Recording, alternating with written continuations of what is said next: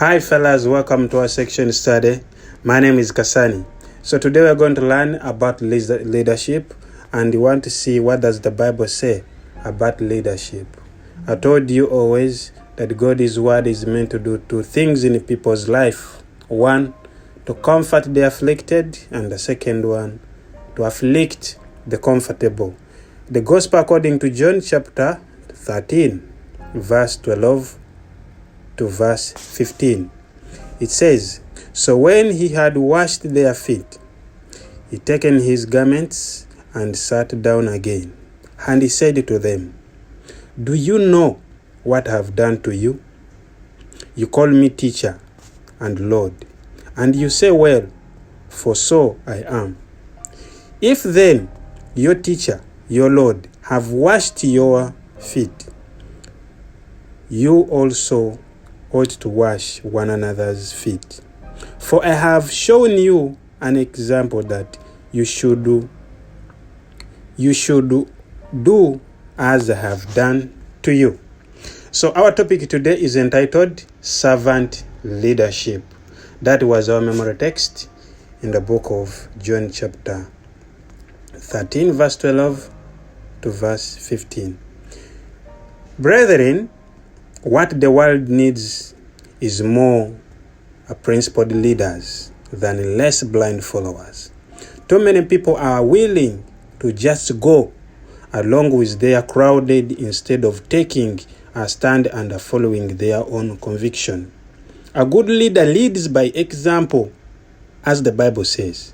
The old expression, "do as I say, not as I do," does not really work for anyone because actions speak louder than words. Christian leaders show patience, kindness, compassion, and strength to make the right decisions. Another critical trait for a leader is to be humble and share credit for success with others. But take the blame for the failure alone. Leadership is not about being shown pony. The author and speaker Simon Neck once said, "The role of a leader is not to come up with the great ideas. The role of a leader is to create an environment in which great ideas can happen." Now, give others room to shine, and they will. When your faith is put on test, to be a leader with integrity, it's much better to stand with God and be condemned by the world than to stand with the world and be condemned by God. When Jesus was on earth, he showed us a very good example as a servant leader. He wasn't concerned about his title or position, but rather always kept in mind this heavenly purpose. Okay?